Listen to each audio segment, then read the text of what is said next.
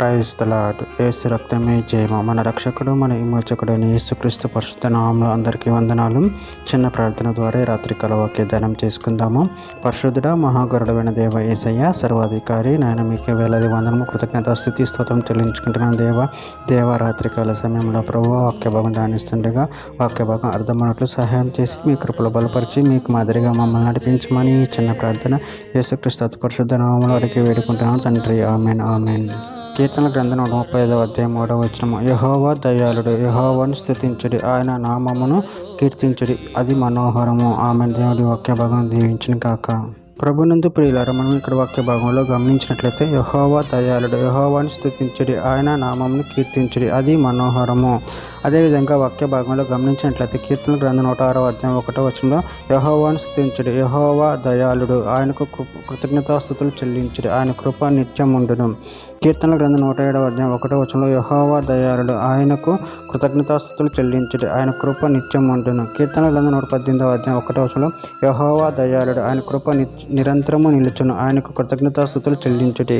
కీర్తన గ్రంథం 119వ అధ్యాయం 68వ వచనంలో నువ్వు దయాళుడవే మేలు చేయుచున్నావు, నీ కట్టడలను నాకు బోధింపుము. కీర్తన గ్రంథం 136వ అధ్యాయం 1వ వచనంలో యెహోవా దయాళుడు, ఆయనకు కృతజ్ఞతాస్తుతులు చెల్లించుడి, ఆయన కృప నిరంతరం ఉండును.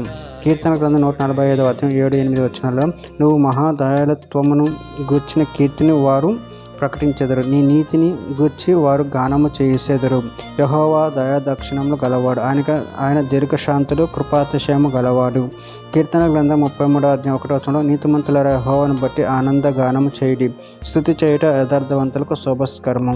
కీర్తన గ్రంథం 63వ అధ్యాయం 5వ వచనంలో ప్రభు మెద నాకు దొరికినట్లుగా నా ప్రాణము తృప్తి పొందుచున్నది, ఉత్సాహించు పదవులతో నా నోరు నిన్ను కూర్చి గానం చేయుచున్నది. కీర్తనల గ్రంథం 92వ అధ్యాయం 1-3 వచనంలో యెహోవాను స్తుతించడం మంచిది, మహోన్నతుడా నీ నామము కీర్తించడం మంచిది. ఉదయమున నీ కృపను, ప్రతి రాత్రి నీ విశ్వాసతను తంతుల స్వరమండలంతో గంభీర ధ్వని గల సితారతో ప్రచురించడం మంచిది.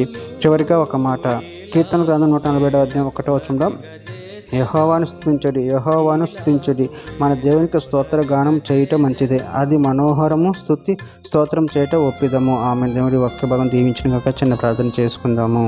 పరిశుద్ధుడ మహాగణుడైన దేవ యేసయ్య, మీరు ఇచ్చిన వాక్యాన్ని బట్టి ప్రభావం కృతజ్ఞతలు చెల్లించుకుంటున్నాను తండ్రి. నాయన మీరు దయాళుడితో తండ్రి, నిన్ను స్తోత్రించే శక్తిని బలాన్ని మాకు అనుగ్రహించి నిరంతరం నిన్ను మహిమపరచవరం శక్తిని అనుగ్రహించామని చిన్న ప్రార్థన యేసుక్రీస్తు పరిశుద్ధ నామములో అడిగి వేడుకుంటున్నాను తండ్రి. Amen amen.